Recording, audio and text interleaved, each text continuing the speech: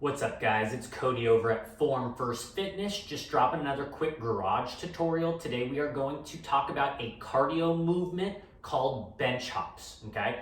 So this is a great movement to get the heart rate up, works on that plyometric aspect, good for ankle stability and overall core engagement as we kind of activate that core and those obliques throughout the movement, okay? So what we're gonna do for this, we're gonna grab a flat bench. We are going to rest our palms on the bench with the knuckles pointed out. We're going to try to stack the shoulders right over the wrist and keep that back nice and flat, squeeze those shoulder blades. We're going to get onto our tiptoes, pressing through the ball of the foot with those hips coming up a little bit. You are then going to press through the ball of that foot with a slightly bent knee, drive those hips to the ceiling and jump to the other side of the bench.